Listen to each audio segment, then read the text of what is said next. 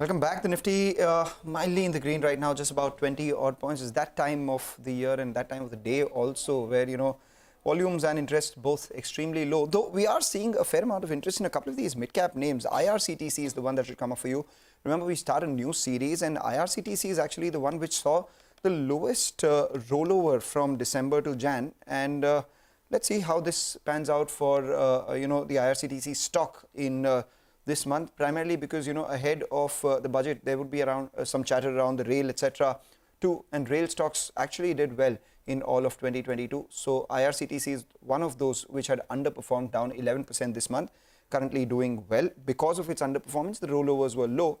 So to that extent, it will be an important stock to monitor. PSU banks are perking up once again. This year has been that of PSU banks. Canara Bank up around 2%. We are seeing some perk up come by in Canfin Homes as well.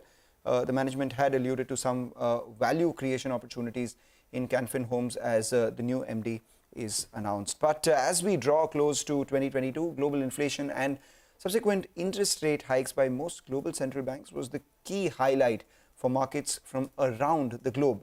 Latha wraps up the year that was. The year 2022 has entered the record books for the two I's: interest rates and inflation. The United States saw the highest inflation in 40 years in 2022, while the Eurozone is seeing the highest inflation since the EU and the Euro were created. Both regions saw several months of near or over 10% inflation in 2022. Looking back, it's surprising why advanced economy central banks missed the price surge. Since March 2020, the US Fed had expanded its balance sheet from $4 trillion to $8.97 trillion at its peak in March 2022. Likewise, the European Central Bank expanded its money supply from $5 trillion to $10 trillion over the same period.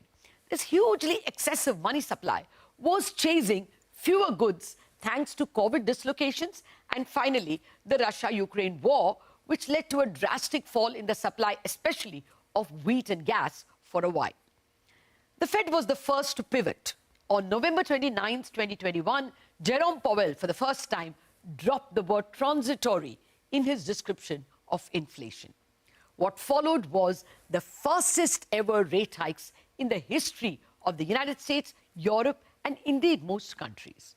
The US Fed, starting in March, has raised rates by a cumulative 425 basis points this year to 4.25 to 4.5% by December.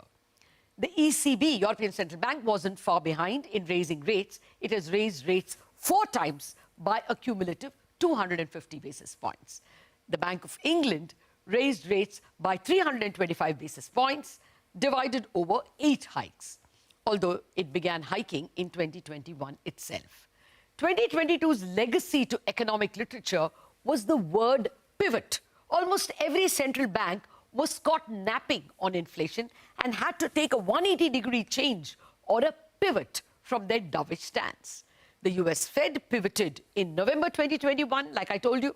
The latest to pivot is probably the Bank of Japan, which raised its cap on the 10-year yields from 0.25% to 0.5%.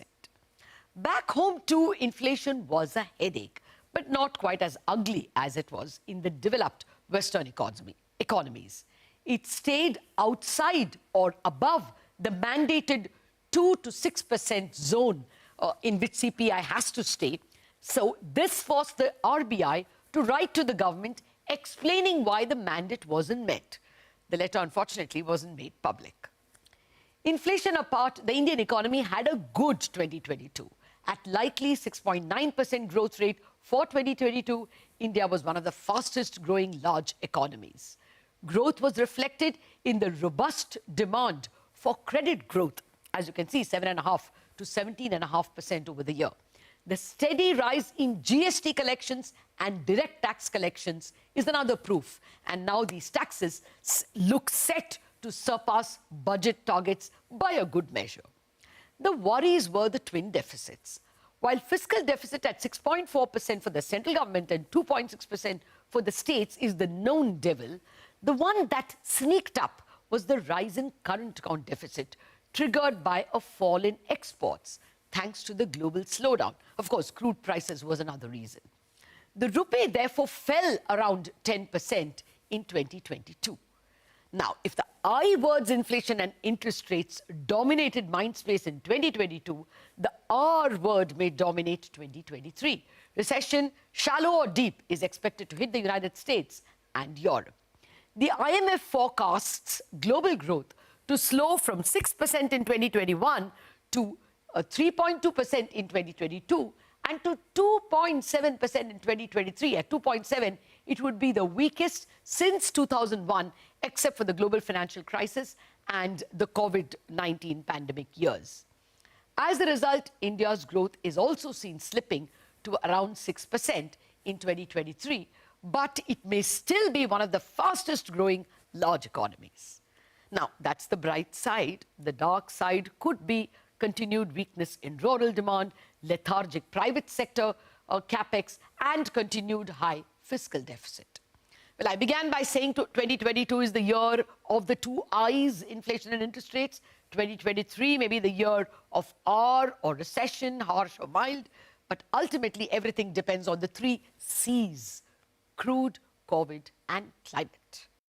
Okay, completely take that point, Latha. Thank you so much for summarizing the macros for us so beautifully. With that, we'll slip into a break now. On the other side, PP Gupta of Techno Electric and Engineering will join us for a discussion.